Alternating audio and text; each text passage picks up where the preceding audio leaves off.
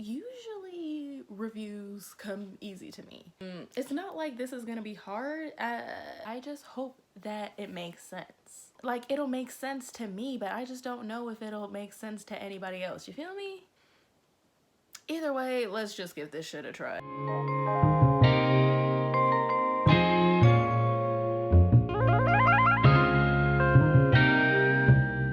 What is up, babes? Unless this is your first time, then let me just say welcome to Passion Tea.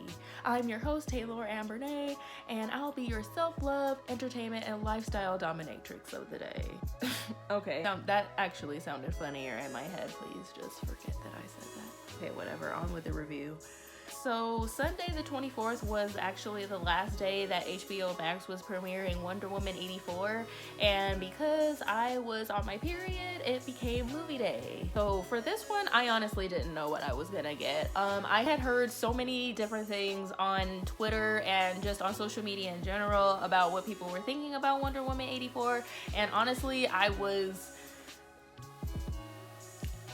guess I just didn't know what to expect. I don't always have the same opinion as everybody when it comes to movies, but I do take them into consideration after I've watched it, just so I can see if I could be like, yeah, you're right, you know, just relate one to the other. There were a lot of things that I really liked, and then there were a lot of things I didn't like. This one is spoiler free, so feel free to watch if you still haven't seen Wonder Woman 84. Okay, so number one, the plot. Hated it. Because I was completely engaged with all the action, everything. It's just that after the movie was over, I was kind of sitting back and thinking about what the movie was about, and I couldn't sum up the movie in a couple sentences. Actually, one of the complaints that I saw on Twitter was that they were like an hour and so into the movie and they still had no idea what it was about. And while I was watching and interested, I laughed to myself because of the fact that I was just like, they kind of have a point. While I was engaged, the plot was kind of all over the place. There were parts of the movie that I thought that weren't necessarily connected, or just I couldn't see the connection. I also felt like some character development was a little bit predictable, but I mean, it is a comic book movie, so I don't really know what I expected. I'm also not a huge fan of CGI, so there were some parts of the movie that added CGI that I just felt like wasn't necessary, but hey, it's not my movie. The easiest way to sum up Wonder Woman 84 is Wonder Woman in the 80s. Like, I literally can't tell you much more. Number two, the heartfelt moments.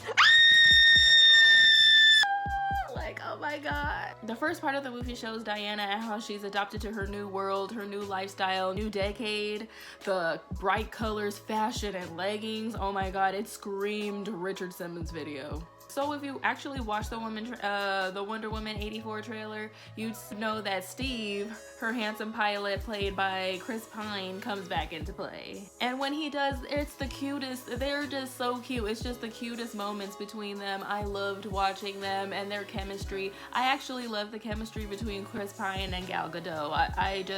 I feel like it worked. Not even sickening sweet, but like just enough to make you smile. There's this one moment in the movie where Steve is basically being introduced to some parts of the 80s. Like, he's just so like amazed. It's the cutest thing ever, actually. Number three, Kristen Wiig as Jaguar. So while there are a few things that I didn't like, let me just outwardly appreciate Kristen Wiig for everything she does. I have no idea like how Barbara is supposed to be in the comic books because I never read the Wonder Woman comics back, but I love what they did with her. I loved her fashion. Whoever their stylist was gets a shout out because that Jaguar look was...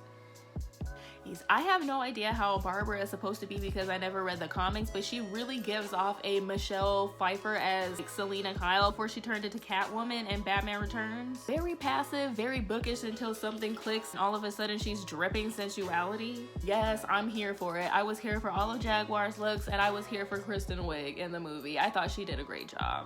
Number four, the villain. Hated it.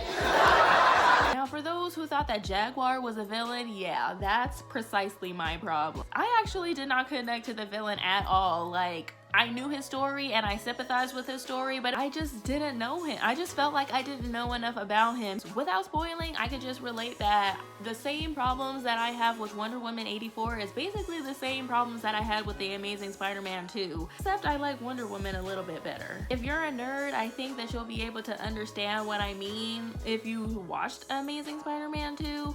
I don't want to say like it's spoiler free. At the end of the day, I just wish I knew more about the villain, and I wish I had just connected to him a little bit more so that I could root for him. Wonder Woman 84 pretty much is a hit or miss. You're either really gonna like it or you're really not gonna like it. Not exactly sure if I would, if I liked it enough to buy it or watch it again, but I definitely watched it at a time where I needed it. That's pretty much why I feel like I felt emotionally connected to it and was engaged to it, is because I could relate to her at the time I was watching it. I cried, literally cried. So appreciate or hate. You should at least watch and make up your own mind. I mean, it's better than 3 hours of Gone Girl. I watched 3 hours of that movie to make that bitch. Don't get me started. So Wonder Woman 84, did you see it? If you did, what did you like about it? Because I really like to engage in nerd speech. Where do you even fall on the Marvel versus DC debate? I'm a Marvel girl, so let's fight.